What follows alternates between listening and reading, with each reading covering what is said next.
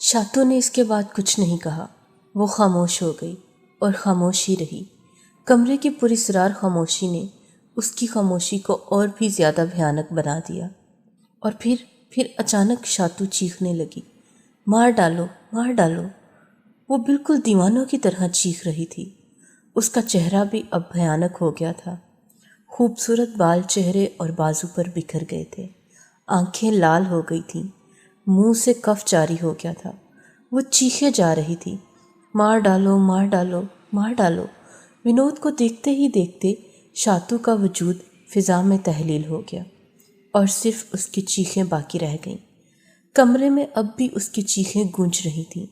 ونود پر جیسے سکتہ طاری ہو گیا، لیکن یہ سکتہ نہیں تھا۔ اب وہ بے ہوش ہو چکا تھا۔ ونود کی آنکھ کھلی تو شانتا اس کے چہرے پر پانی کی چھینٹیں ڈال رہی تھی اور بے حد پریشان نظر آ رہی تھی۔ پاس ہی کالکا اور دوسرے نوکر بھی کھڑے تھے۔ آپ کیسے بے ہوش ہو گئے تھے؟ آپ اس کمرے میں کیوں آئے تھے؟ شانتا نے ونود کو ہوش میں دیکھ کر بڑے محبت بھرے لہجے میں پوچھا۔ مجھے نہیں معلوم، بس اتنا یاد ہے کہ چکر سا آ گیا تھا۔ ونود نے جھوٹ بولا۔ آپ مجھ سے کوئی بات چھپا رہے ہیں، شانتا نے کہا۔ نہیں شانتا، ونود نے بڑے کمزور لہجے میں جواب دیا۔ میں تم سے کوئی بات نہیں چھپا رہا ہوں۔ آپ مجھ سے جھوٹ بھی بول سکتے ہیں، یہ میں خواب میں بھی نہیں سوچ سکتی تھی، شانتا نے کہا۔ آپ مجھے یہ بتائیں کہ اس کمرے میں یہ صندوق کہاں سے آیا؟ آپ کے پاس یہ خنجر کیوں پڑا تھا؟ ونود نے اب سپر ڈال دی۔ وہ سب کچھ جانتے ہوئے بھی شانتا کو کچھ نہیں بتانا چاہتا تھا، لیکن اب مجبور ہو گیا تھا۔ لیکن اس وقت اس نے صرف اتنا کہا، میں تمہیں سب کچھ بتا دوں گا۔ دراصل وہ نوکروں کے سامنے کوئی بات نہیں بتانا چاہتا تھا۔ 1 گھنٹے کے اندر اس کی طبیعت بحال ہو گئی۔ پھر اس نے تنہائی میں شانتا کو اب تک کی کل داستان بتا دی۔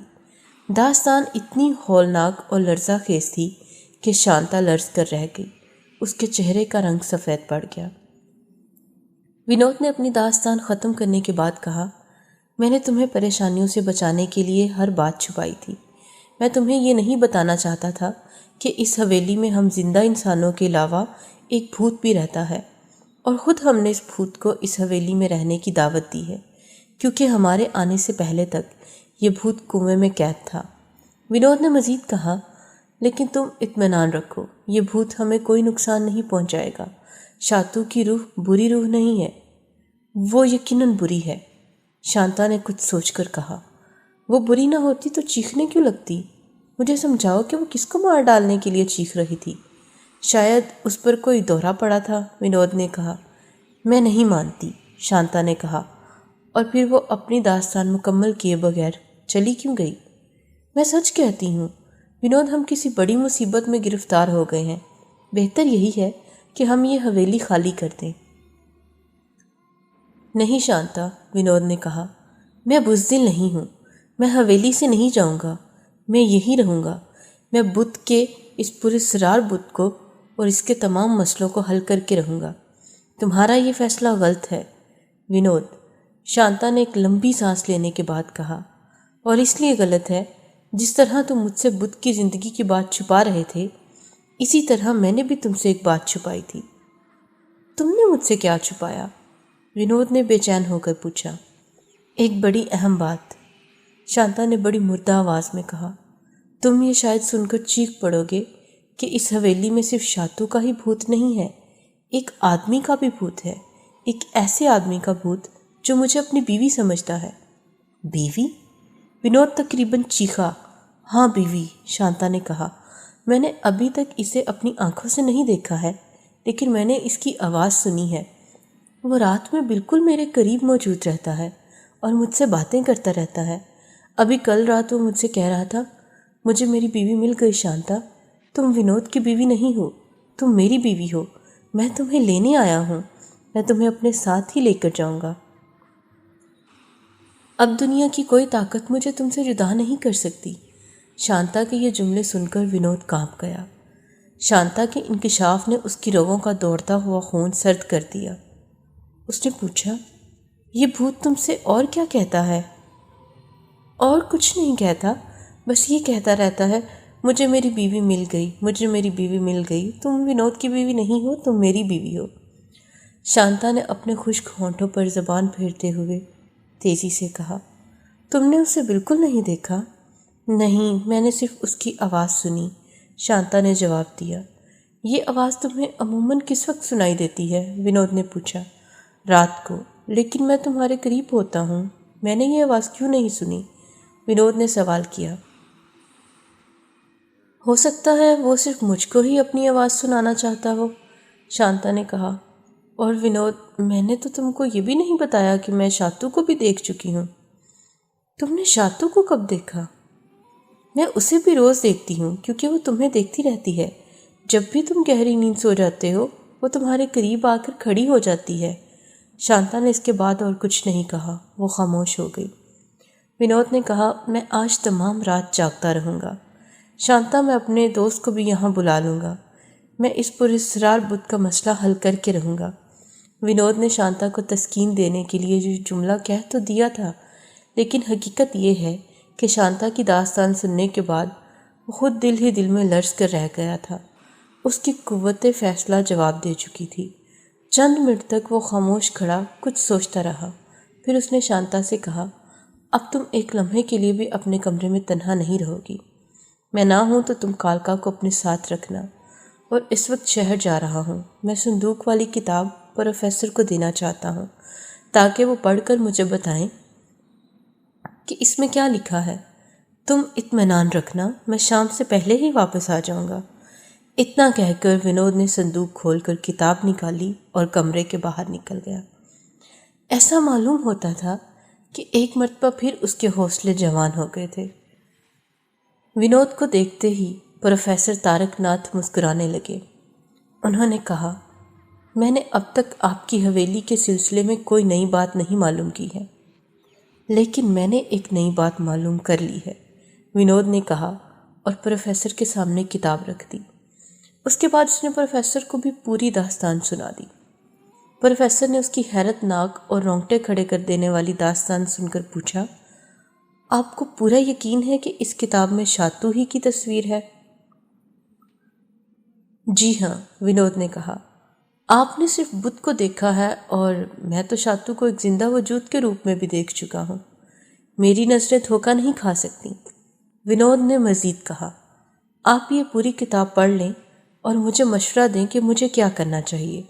میں فوری طور پر آپ کا مشورہ چاہتا ہوں۔ میں کوئی مشورہ نہیں دے سکتا مسٹر ونود، پروفیسر تارک ناتھ نے بڑی ہمدردی سے کہا۔ میں تاریخ کا پروفیسر ہوں اور بھوتوں کو بھگانے کا کوئی منتر نہیں جانتا۔ میرا اپنا خیال ہے کہ شانتا نے آپ کو بالکل صحیح مشورہ دیا ہے، آپ فوراً یہ حویلی خالی کر دیں۔ لیکن پروفیسر صاحب، ونود نے کہا، میری حویلی خالی کر دینے سے کیا وہ بھوت جو شانتا کو اپنی بیوی کہتا ہے اس کا تعاقب نہیں کرے گا؟ پروفیسر تارک ناتھ کے پاس ونود کے اس سوال کا کوئی جواب نہیں تھا۔ وہ چند منٹ کے لیے خاموش ہو گئے، جیسے کسی گہری سوچ میں ڈوب گئے ہوں۔ انہوں نے اپنی آنکھیں بند کر لیں۔ چند منٹ کے بعد انہوں نے اپنی آنکھیں کھولیں اور کہا، میرا خیال ہے کہ راجہ بلونت سنگھ نے اپنے بھائی کو قتل کر دیا ہوگا اور بھائی کی بیٹی شاتو کی روح بے چینی کا سبب یہی ہے۔ میں آپ کی یہ بات مان لیتا ہوں، لیکن سوال یہ ہے کہ شاتو کا بت ٹھیک 12 بجے زندہ کیوں ہو جاتا ہے؟ شاتو کو کسی مرد کی آواز کیوں سنائی دیتی ہے؟ شاتو کو؟ نہیں، شانتا کو۔ ٹھیک ہے، ابھی تم کافی پریشان لگ رہے ہو، پھر کبھی بات ہوگی۔ نہیں پروفیسر صاحب، مجھے ابھی آپ سے اس معاملے پر بات کرنی ہے۔ ٹھیک ہے، یہ تو شاتو ہی بتا سکے گی، پروفیسر تارک ناتھ نے کہا۔ وہ یقیناً آج رات بھی آپ سے ملنے آئے گی، ابھی تو اس نے اپنی نامکمل داستان ہی سنائی ہے، اور وہ یہ داستان ضرور پوری کرے گی۔ بہرحال، تارک ناتھ نے مزید کہا، میں شام سے قبل آپ کے پاس پہنچ جاؤں گا اور آج رات آپ کے ساتھ ہی رہوں گا۔ شام تک میں اس کتاب کا مطالعہ بھی ختم کر دوں گا۔ ہو سکتا ہے کہ یہ کتاب آپ کے مسائل حل کرنے میں مددگار ثابت ہو۔ اب ونود نے پروفیسر سے ایک بالکل انوکھا سوال کیا، کیا آپ بھی بھوتوں کے قائل ہیں پروفیسر صاحب؟ ہاں، پروفیسر نے جواب دیا، لیکن اس کے ساتھ میرا یہ بھی یقین ہے کہ بھوت پریت انسان کو کوئی نقصان نہیں پہنچا سکتے، کیونکہ انسان ان سے زیادہ طاقتور ہے، انسان ان سے افضل ہے۔ ونود نے اس کے بعد کوئی سوال نہیں کیا، وہ جانے کے لیے اٹھ گیا۔ چلتے چلتے اس نے کہا، میں آپ کا انتظار کروں گا پروفیسر صاحب۔ ونود جانے لگا تو پروفیسر نے اس سے کہا، آپ کے تمام مسائل کا ایک حل یہ بھی ہے کہ آپ ابھی اور اسی وقت اس بت کو دوبارہ کنویں میں پھینک دیں۔ نہیں پروفیسر صاحب، ونود نے کہا، میں ایسا کبھی نہیں کروں گا۔ میں شاتو کی روح کو مزید بے چین کرنا نہیں چاہتا، میں اس کو قرار پہنچانا چاہتا ہوں، میں اس کو ابدی سکون دلا دینا چاہتا ہوں، میں حویلی کے اس اصرار کا ہمیشہ ہمیشہ کے لیے خاتمہ کر دینا چاہتا ہوں۔ ونود اتنا کہہ کر پروفیسر کے کمرے سے باہر نکل گیا۔ ونود پر ایک عجیب سی کیفیت طاری تھی۔ وہ محسوس کر رہا تھا کہ وہ جو کچھ بھی کر رہا ہے غیر ارادی طور پر کر رہا ہے۔ کوئی انجانی قوت اس کو اپنے قابو میں کر چکی ہے، وہ کسی اندیکھی قوت کا غلام بن کر رہ گیا ہے۔ 2 گھنٹے تک ونود بالکل بے مقصد شہر کی سڑکوں پر گھومتا رہا۔ اسی اثناء میں اس نے ایک خط لکھا اور فوری طور پر مجھے بھی اگات پور طلب کر لیا، لیکن اس نے مجھے بلانے میں بہت دیر کر دی۔ وہ اگر مجھے 2 دن پہلے ہی خط لکھ دیتا تو شاید اس کی آپ بیتی مختلف ہوتی اور وہ وقت سے پہلے بوڑھا نہ ہو جاتا۔ ونود نے مجھے خط لکھا اور پھر ایک تار بھی روانہ کر دیا۔ مجھے خط لکھنے کے بعد جیسے اسے ایک سکون سا مل گیا تھا، حالانکہ میں جادوگر نہیں تھا جو اگات پور پہنچتے ہی اس کو اس سیلاب حوادث سے نکال دیتا جس میں وہ گھر چکا تھا، لیکن میں اس کا دوست ضرور تھا، اور مصیبت میں دوستوں کو ہی آواز دی جاتی ہے۔ یہاں میں اپنے اور ونود کے بارے میں ایک اور داستان بھی لکھ دینا چاہتا ہوں۔ میں لکھ چکا ہوں کہ ونود میرا بچپن کا دوست تھا اور ہم دونوں نے ساتھ ہی تعلیم پائی تھی، لیکن دوستی کے علاوہ بھی میرا دوست سے ایک اور رشتہ تھا، ایک بڑا ہی نازک اور بڑا ہی دردناک رشتہ، ایک ایسا رشتہ جس نے چند سال قبل وقتی طور پر ہماری دوستی کی بنیادیں ہلا کر رکھ دی تھیں۔ اس سلسلے میں سب سے دلچسپ بات یہ ہے کہ خود ونود اس رشتے سے بالکل بے خبر رہا اور اسے آج تک میرے اور اس کے رشتے کا کوئی علم نہیں ہے، ورنہ شاید وہ میری دوستی کی خاطر شانتا سے شادی نہ کرتا۔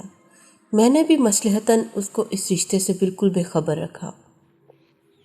آج شانتا ونود کی بیوی ہے، لیکن ونود کو بالکل نہیں معلوم کہ کبھی شانتا میری محبوبہ تھی۔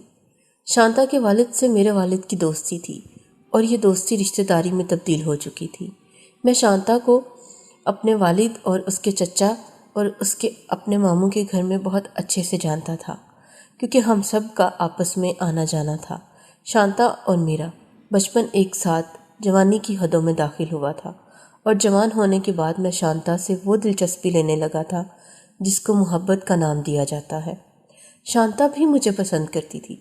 دل ہی دل میں ہم دونوں ایک دوسرے سے شادی کرنے کا فیصلہ کر چکے تھے، لیکن اچانک، جیسے کہ میں نے بتایا کہ شانتا کے چچا، اس کے ماموں اور ان کے گھر پر ہم سب کا آنا جانا تھا، تو اس وجہ سے ان کا تبادلہ دوسرے شہر میں ہو گیا، کیونکہ انہیں کہیں اور شفٹ ہونا پڑا، اور اس تبادلے نے مجھے اور شانتا کو ایک دوسرے سے دور کر دیا۔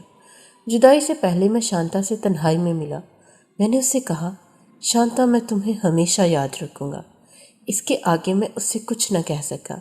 ایک طالب علم جس نے زمانے کا نشیب و فراز نہ دیکھا ہو، اس کے آگے اور کہہ بھی کیا سکتا تھا؟ شانتا نے جواب میں کہا، میں بھی تمہیں ہمیشہ یاد رکھوں گی۔ اتنا کہہ کر وہ رونے لگی اور میں شدت جذبات سے بے قابو ہو کر وہاں سے چلا آیا۔ شانتا اپنے گھر والوں کے ساتھ نئے شہر چلی گئی، جہاں 1 سال بعد اس کے والد کا انتقال ہو گیا۔